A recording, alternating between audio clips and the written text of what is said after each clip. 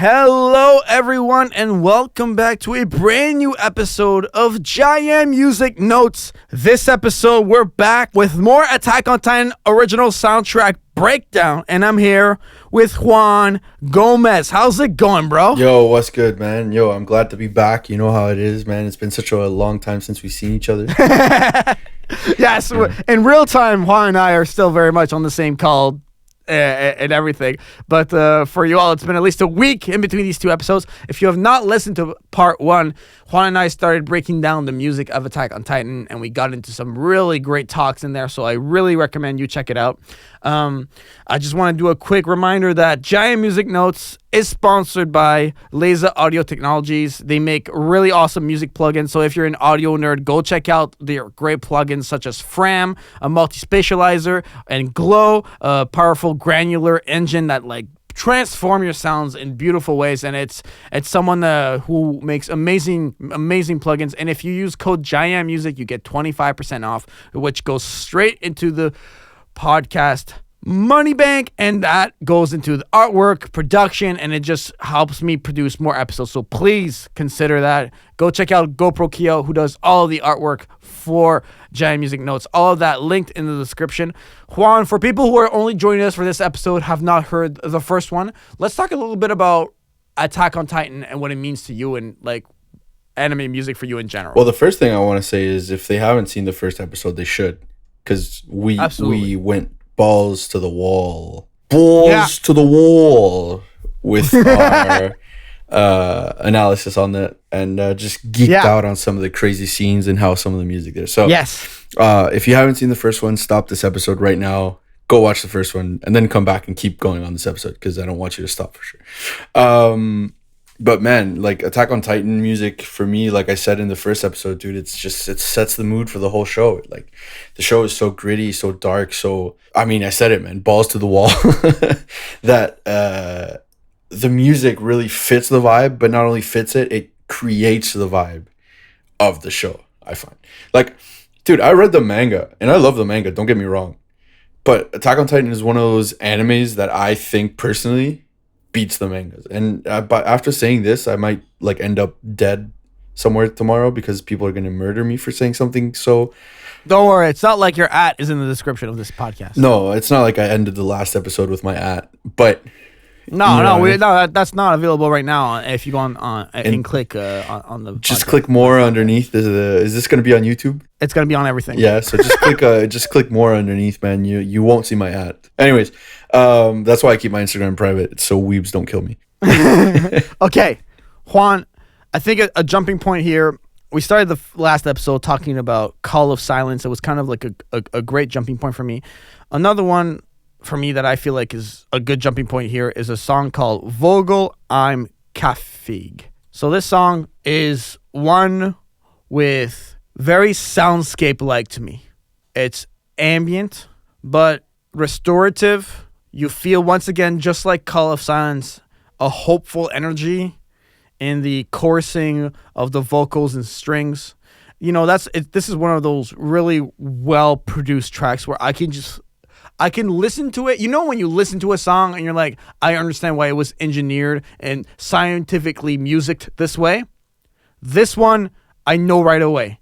We're building, but we're building extremely slowly. It's one of those few songs in the Attack on Titan where the build-up is extremely slow, but as you listen and as you feel, you could just feel this discovery, this liberation, and just serenity almost, but still a little bit of darkness undertone, knowing it's not easy right now. It's not a high point in the series for us.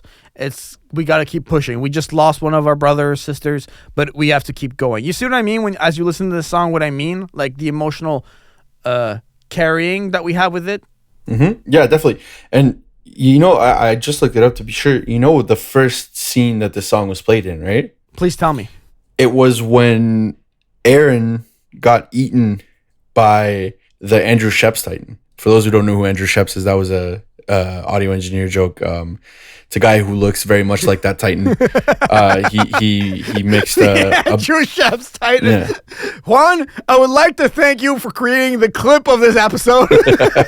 Well, you know, like anybody who's listening to this right now, just Google a picture of Andrew Sheps and then look at the Titan who ate Aaron and tell me that they're not the same person. You know what I mean? Like, I swear to God. The Andrew Shep's Titan. The Andrew Sheps Titan. I know. I know, but honestly, like that, like the first thing I saw was when he got eaten. I remember it was another one of those cases where I texted Jacob. I was like, dude, Aaron just got eaten by Andrew Sheps. And but it really fits like what you were saying. Like, dude, one of our brothers just fell. One of our like exactly. It's like it's really like sadness and sorrow in Naruto, and I keep bringing Naruto up even though we're not talking about it. It's just because like I'm very acquainted and familiar with that anime, but it kind of hits the same vibe. It's like reminiscing. It's like sad. It's like defeated. It's like I've accepted my fate, but it's also what we get right before things turn around and become more positive. You know what I mean? Don't you feel like the music here that we're talking about, like specifically the songs we've selected, are coin flipping moments, are turning points in the anime? Yeah, I mean, like, maybe other than the openings, but you see Big Girl, the last one we ended on, the transformation of Berthold. You know what I mean? Like in Reiner, that was a flipping moment. This is a flipping moment as well. Yeah, no, it really is. It's always like these moments where you're just like, fuck, like, dude, did this just really happen? Either in a defeated way, like, oh man, like I was before I even like this was season 1 when Aaron got eaten. I didn't even know he was a Titan yet because I went into Attack on Titan with no spoilers, thankfully. And even though I started watching it in 2020 when everybody already knew everything, but I started watching Attack on Titan and I was like immediately like I said in the first episode, like it starts balls to the wall, it starts crazy. So when Aaron got eaten, I'm like, shit, is this gonna be like Game of Thrones where like the main character just dies? And I was like, okay, Aaron just died. Like, how is he gonna get out of there? He just like literally What's going on here? Like, there's no way. And then he transforms into a Titan. Spoiler alert, I guess. But 10-year-old spoiler alert. Yeah, for real. But you know what I mean? Like, it's just like that whole scene was like that, and this music really like underlined that feeling where it's like, dude, like I said, it's sadness and sorrow in Naruto. Every time that happens is because like somebody just died and like the characters are processing it, they're getting over it, they're like accepting it. You know, like Naruto's making a speech to Pain because he's honoring Jiraiya who died. Like, so I hear this theme and I see Eren get eaten. I'm like, dude, Eren's dead. Like, there's no way. And I was expecting anything at this point. So it really like comes to like give you, like you said, that coin flip moment where you're like, okay, so before you know what's going to happen, you know something's going to happen, but something sad also just happened. So you kind of have to assimilate it first before it flips and becomes better. You know what I mean? Absolutely. Absolutely. I got to go to this one for me because I just feel like it tonally continues on the same ideas. I want to talk about Eye Water. Eye Water was, I can't even remember the scene, but I remember the first time I heard it on a YouTube clip, and I knew it had to become a cover on this channel. I knew it had to live in my discography. We're on that same type of vibe as Call of Silence and this last song we just talked about, obviously, Vogel, I'm Kafig, where it's peaceful, it's serene, it's ambient. I kind of want to talk about that a little bit more, where not only are we hearing like sound design elements, pardon me, with like stretches, gestural patterns, but the spatialization of this piece is wide as it can ever be. I can feel it in the synths. I can feel it in the spreading of the keys. I can feel it with the sound effects building and building. It's a slow build on like a dynamic, tonal, and spatial level for me when I hear this piece. Do you see what I mean? As we progress extremely slowly, but kind of quickly, because it just always gives you something new. And this is one of those rare cases in the music of Attack on Titan where what it gives you is exactly what it is. You know what I mean? There's no twist. Mm-hmm. There's no No. like it's one of those rare things, and just not only in the music but in Attack on Titan in general, where you're listening to this and you're like, okay, I feel sad. Something sad just happened. I'm supposed to feel sad. The scene is sad. Everything's sad, and it's not like what's happening right now is not going to get better. And No. the most important scene I would say with this song in it is when Eren and Mikasa are talking in the paths. You know, when Mikasa just killed Eren, and Eren, like, all the memories that he erased from Mikasa and Armin, like, they come back to them. So we see the scene. We see Eren telling Mikasa, like, basically that he loves her and all that. And he asks her, like, what am I to you? Like, what do you feel? Like, we get that final revelation, Mm-hmm. but it's already too late. Eren did what he did. He killed billions of people. He is public enemy number one. Mikasa already killed him. So, you know, it's sad, man. We finally get a resolution to their whole, like, love story. But not really, because there's no resolution. It's just, it's over. It's done.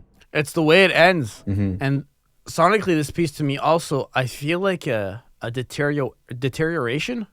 Like, I feel like a quality, like not like bit crushing, but a sort of audio resolution degrading, Mm-hmm. and those sort of sound design scraping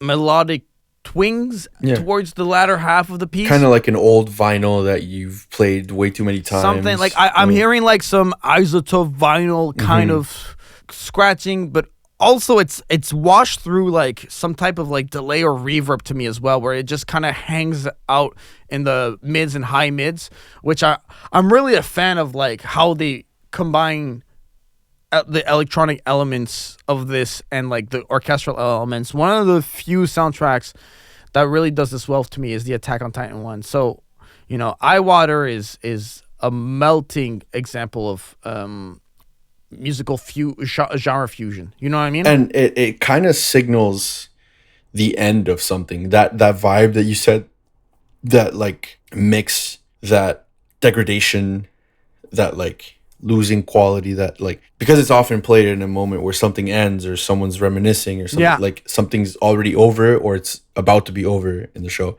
Yes. That audio quality really degrading represents that, like, okay, it's kind of like it's disappearing. It's becoming nothing. You know what I mean? Yes.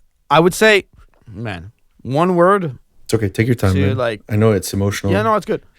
No, it's weird. I'm like new to this podcast, but like I'm gonna just be real with you, bro. Like, mournful is the word that comes to me as like we end this, because like Attack on Titan is one of those animes that was with me since like early 20s, and now I'm like starting my 30s, and like when it ended and this song came together and the degradation, like mournful is the word. Like it was like, it's like the death of Attack on Titan, the end of it. But obviously it lives on through like podcasts like this one. Like I really, really think it's a key and underrated soundtrack. Like for this specific song, like Eye Water, love it. Love it, love it, love it. Yeah, love I it. definitely have to agree, man, because it's one of those songs that when I was re-listening this week, like in preparation for the podcast and listening to the song, every time I was either in my car or had it in my headphones, whatever, and I would hear this song, I would just kind of like just kind of stop and like really listen to it. And to be honest, it happens to me with like most of the songs from Attack on Titan, if I'm being honest. Like there's not one where I don't like just actively listen to it, but this one really makes you like feel what the song is trying to make you feel, which is that mournfulness, that sadness, that end of something, that kind of death, I guess, if we want to get poetic about it. So yeah, it's like definitely the composer for this song, Hiroyuki Sawano, who composed most of the like main season 1 OST and most of the like songs in show. That like his goal was achieved for sure with this song. Oh, it was destroyed. It's like, you know how like, if we're gonna do Naruto references, we're gonna do Naruto references. Let's do it, man. Like a character like Kankuro will do what he has to do and it's done, a character like my guy will go above and beyond and push it and destroy the goal and like do it to 100 times better. This was like a my guy accomplishment to me. Like go beyond and like try your hardest. I don't know if you're getting my point here, but like this was like I felt like it was dug. We dug really deep to come to this this level. Absolutely, man. Like there's he really when he wrote this song, he really like he pulled out. He didn't pull any punches. You know what I mean? Like he got everything out of his arsenal. No, he didn't hold any punches. No, yeah, absolutely. Okay, another one I want to talk about here is The Reluctant Heroes. The Reluctant Heroes to me is a song that, how can I put it into words? It gives you another tone in Attack on Titan where something is about to start. When I first heard it, the original one here, obviously because you all are listening to the cover versions of these songs, I really encourage you, like post-podcast, listen to these original soundtracks. This song felt like a Sonic the Hedgehog intro video game song. I'll say it, Juan. Absolutely. It felt like it belonged in Sonic the Hedgehog. I'm so glad you said that because, like, to the people listening, we didn't discuss this exact point ahead of time. But the funny part is, dude, I agree 1,000% that this sounds like a Sonic the Hedgehog intro. Like, it sounds like I'm about to go really fast. You know what I mean? Yeah. Like we gonna get 100 rings and it's gonna be under a minute. Yeah, exactly, dude. Exactly. You know exactly what I'm trying to say. Oh man, I'm like rocking out with my headphones right now as I'm listening to this. Oh, me too, dude. It sounds so good. Is just another one of those adventure pushing, character defining, driven knockouts by the Attack on Titan soundtrack. And you know, I really feel like. Yeah, go ahead. Please. No, go ahead. What do you feel like? No. I want you to go ahead. Okay. I actually didn't remember at all what scene this song is from, if I'm being honest. And to me, it's one of those, like, we're using our gear and we're soaring through the sky type of songs. It has to be that. It can only be that. It can't be anything else. I refuse to believe that it's anything else. The first time we hear the song is when Eren passes the test in episode 3. I just looked it up. Episode 3, Eren passes the Cadet Corps Omni, blah, blah, the ODM gear. The original gear. Yeah. That's what I was saying. And you know that scene, the end of that episode, because like that whole episode is like he can't balance, whatever, blah. And then he figures out it's broken. Trying until he gets it. Well, because he figures out the gear that he had was actually broken. And when he gets the good one, he's like, oh, this isn't that hard after all. And then at the end, we see him just flying through the trees, you know, like doing backflips and whatever. And this is the song that's playing then. And one of the reasons why I didn't remember which scenes it's in, because it actually only ever played 3 times in the show, and they were all in season 1. The second time it was played, according to the Attack on Titan wiki, is Levi's first action scene. So what better song? It was, yes. You know what I mean? Like, once again, that whole flying through the air, ODM. Dude. Who else does it better than Levi? Levi the Hedgehog, bro. He's the best. Exactly, bro. Levi gotta go fast, bro. You gotta go fast, bro. Yeah, man. It's excellent. I mean, he's got the same like height as a hedgehog, I'm pretty sure. Most likely. It counts. Yeah. It counts. I'm sure Sonic is probably taller than him, to be honest. He probably. But that would, honestly, I'm just gonna throw it out there. Death Battle fans, if any of you are listening, Sonic the Hedgehog versus Levi, I think would be a good fight. I think Sonic destroys him, but whatever. Ooh, that's a hot take. Base Sonic. That's a hot take. No, bro. No, it's not a hot take. He goes gold with the rings. He can like go into space and stuff. Yeah, but bro, I'm saying fucking Levi. Base form Sonic versus Levi. That's more interesting. Yeah, that's for sure. Yeah. Okay. Next song I want to talk about here. The next song I want to talk. Actually, do you have one you kind of want to talk? I feel like I've been picking all the songs. It's okay, man. If you, I'm enjoying the ride. Yo, you want me to pick one? Okay. Yeah, please. Next one up for me, and I absolutely have to talk about this because this is one of the ones that I think is a black sheep, and you kind of confirmed it with how you've skipped it a few times. Oh man. Gyo no Tsubasa. You noticed it. Yeah. You noticed my skip. Yeah. What do you want to say? Okay. So first of all, I think this song is, I'd have to say, one of the most underrated of the opening tracks. Okay, I don't think it's the best. Far from. It's mid, bro. It's mid. I'll just say it. No, it's not. And the reason why it's not mid, okay, is because of what it represents. Okay, so think about it like this: season 1, we don't know what to expect. Okay, our opening is I always forget the name. Guren no Yumiya. Sick opening.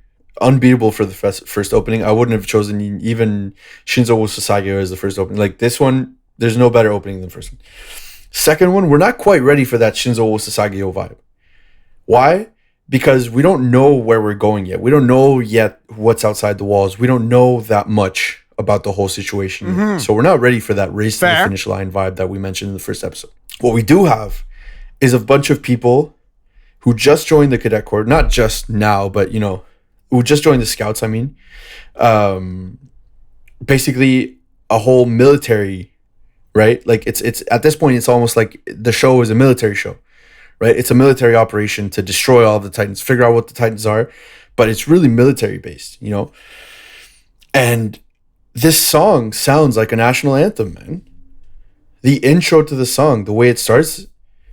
Yeah, okay. It sounds like a national anthem. So I think it fits the vibe. But it's still not like... I don't feel like it's as adventurous as the other one. But it's not supposed to be. It feels...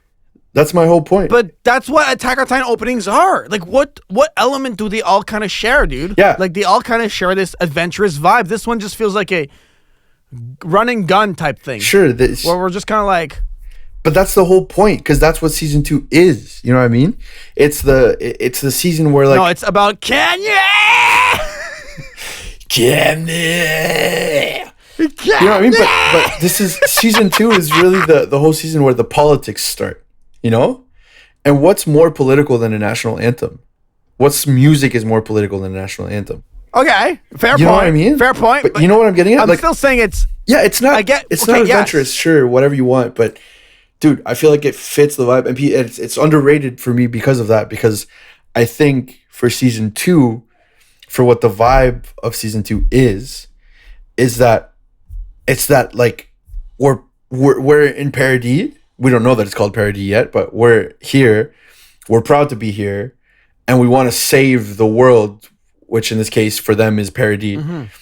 But like we're here to fight. We're here to, and it has that theme of that we were talking about in the first episode.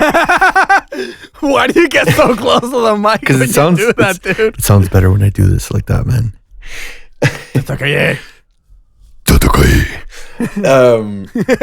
There's another clip for you, man. But it really fits that theme of like, man, like let's be aggressive, let's fight, let's you know what I mean? Yeah. And even the chorus. We were talking about choruses earlier. Like, dude, the chorus is epic, man. You know what? I'll give it this flower. This song is one of those few where it's not just like genre hopping, but it's like genre hopping in between sections. Like Rumbling is like just orchestral metal the whole time. This one's like, here's a guitar solo, here's like a choir solo, here's like different genres, different elements of different musical styles across like sectionally speaking, not like fusionally speaking, but it's very medley-esque for me in that fashion. So I give it that flower for sure, and I think that the medleyness of it could be argued as an adventurer of musical genres as you listen to this one. Okay. You see what I mean? Okay. I can get behind that. Yeah. I'm gonna meet you halfway, bro. Yeah, I can get behind that. But I can't go any further. Fair enough, man. I can't go any further. Yeah. I still think the chorus is epic, dude. No, listen, any song on this soundtrack is a hit.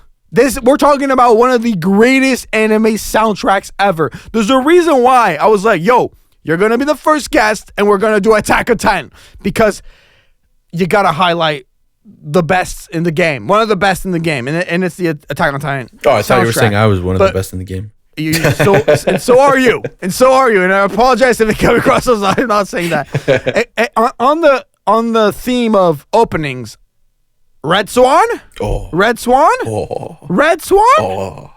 Yo, we falling from the sky the second that we hit play on this thing. You just feel like an opening book, a new, and I'm going to be repetitive here, but a new adventure, something a bit on the left, but we got nice rolling drums, a nice lead vocal that's just giving you wanting to know more, and those single electric guitar strikes are just slapping and in the pocket.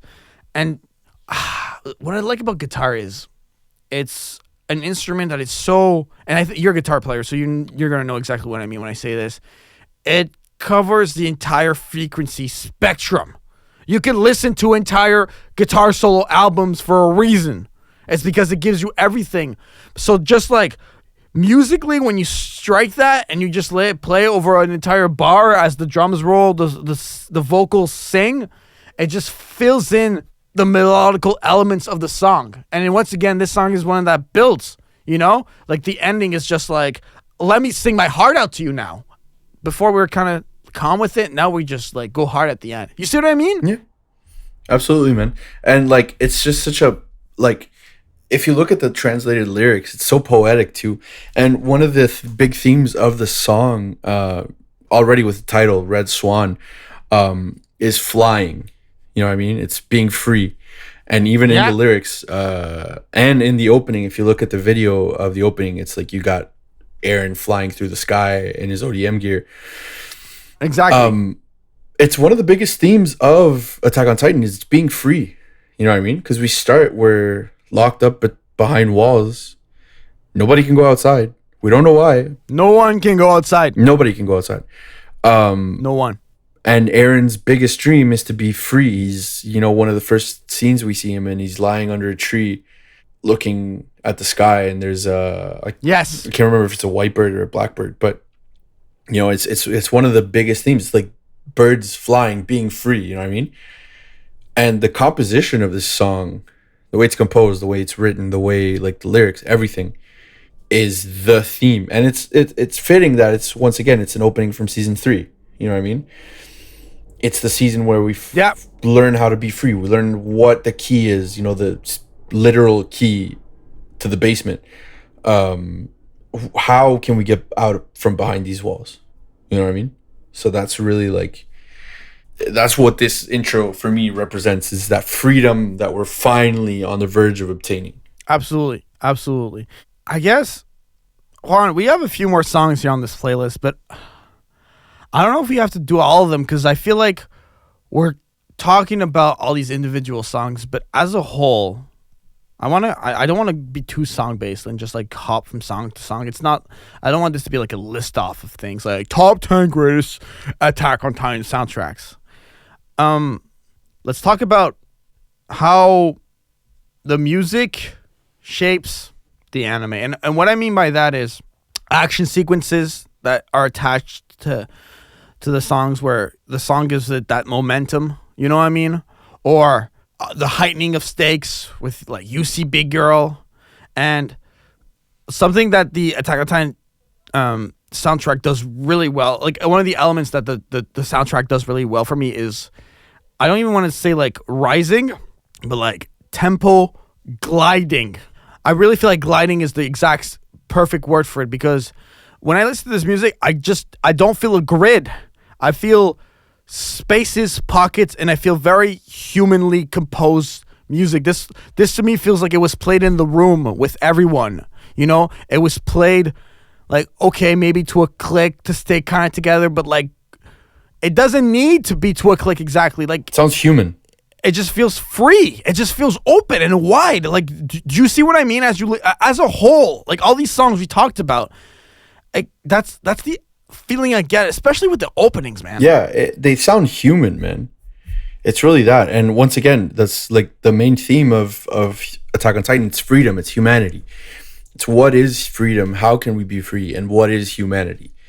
Like at first we think it's humanity versus Titans, but then we find out that Titans are a part of humanity that have lost their ability to be human. You know what I mean?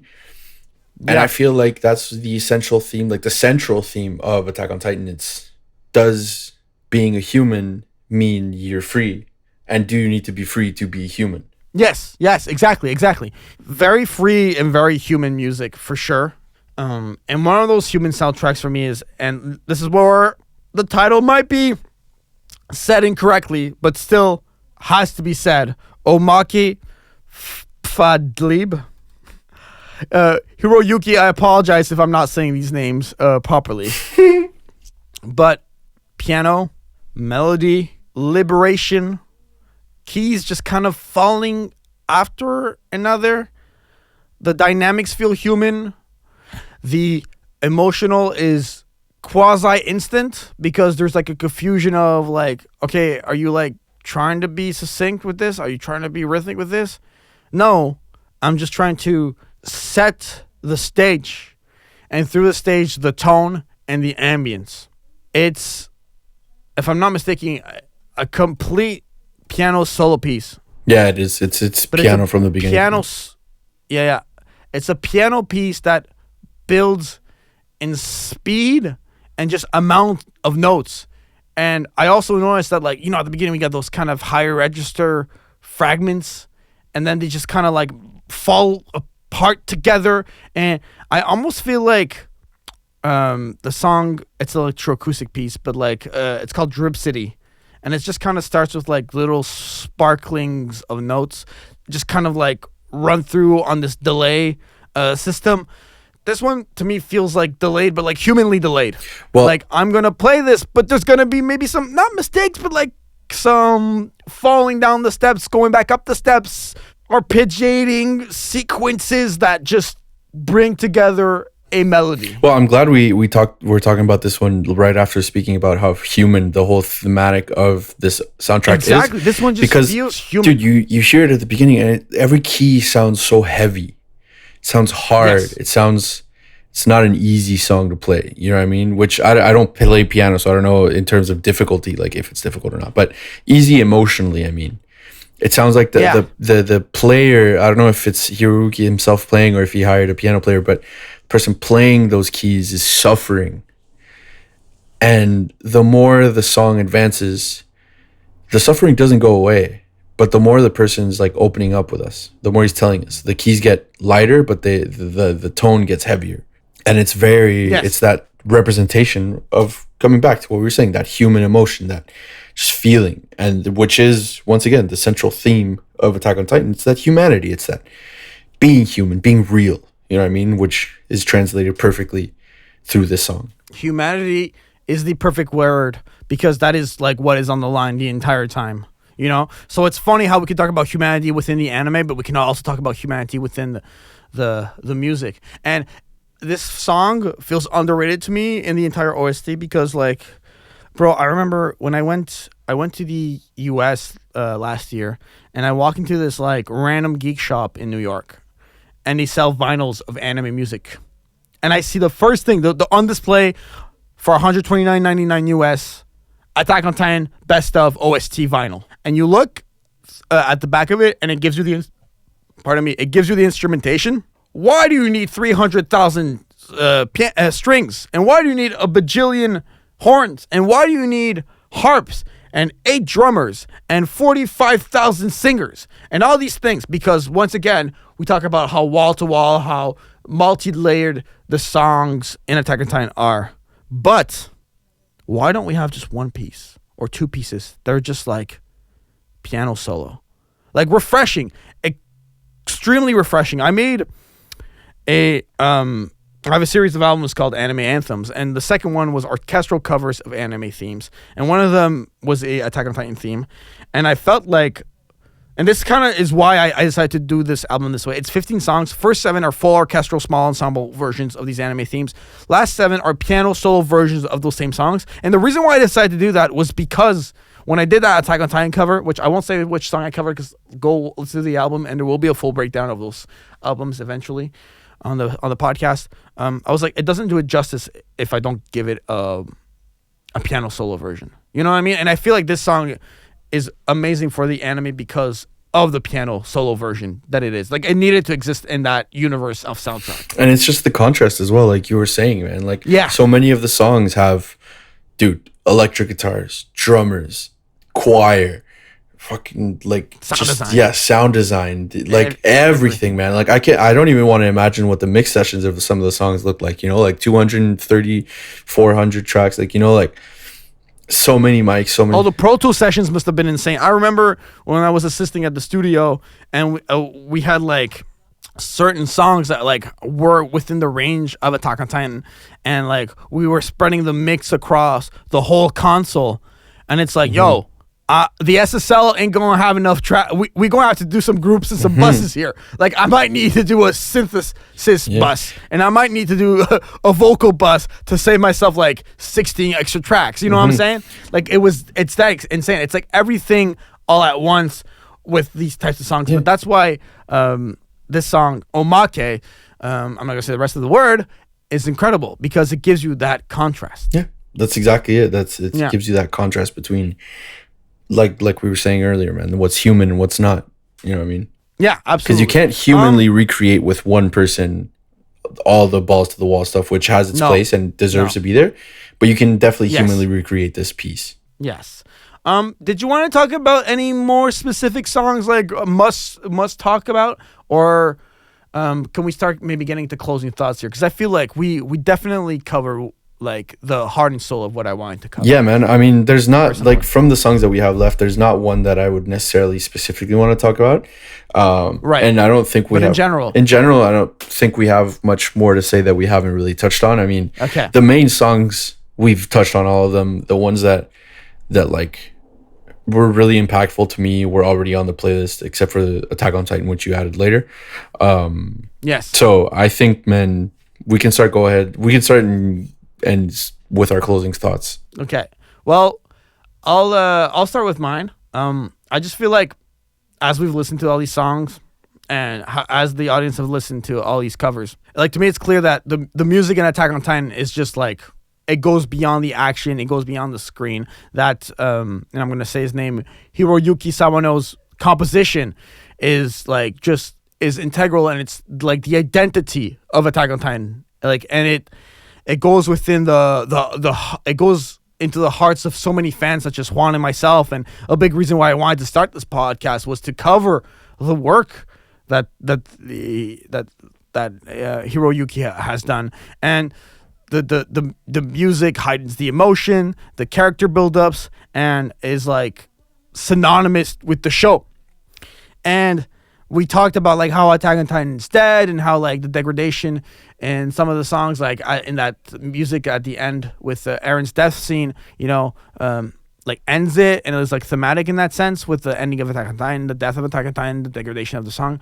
But the music is gonna live far beyond the anime, in my opinion. It will outlive the anime. This music will be played for decades to come, past the existence of this podcast and everything. And I'm so glad this is one of the soundtracks that we covered on this episode. It makes perfect sense to me that it's there, that it belongs in the first few episodes. And Juan, like, you smashed it. You absolutely like come back anytime. Thank you, man. I'm so glad you were the first guest, man. And I'm gonna let you do your final thoughts and plug your stuff, and then I'll do my final plugs. Yeah, absolutely, dude. I mean, like you said, there's not much I can really add to that, to be honest. Like, I think Attack on Titan is an amazing story from beginning to end. Yes. The twists and turns it goes through, the way it starts, like, to anyone who anyone who hasn't watched it, when you start watching it, you don't expect how it's going to end. You know what I mean? No. Like, you don't even imagine that's how it's going to end. And once it ends, you're like, what just happened? You know what I mean? Yes. But the story itself is elevated so much by how good the soundtrack is. And that's why I said I think the anime is better than the manga. Just because watching that story while listening to Hiroyuki's soundtrack, Hiroyuki Sawano, as well as all the other composers that, like the other musicians that composed songs for Attack on Titan. But watching the story unfold while having this soundtrack in the background just makes it that much better. Yes. You know what I mean? Like, it's unbeatable. And like you said, it's going to outlast, I think the anime, it's going to outlast me. It's going to outlast you. It's going to outlast whoever's listening right now. Like, it's such a timeless soundtrack that it'll live on forever. For sure. 100%. So glad you feel that way. Where can people find you, Juan? So my Instagram is the Juan You Need. That's pretty much the only place I have social media, because I do not do social media very well. I am fairly bad at it. So yeah. But you're a great podcaster, bro. I try whenever you invite me on your stuff.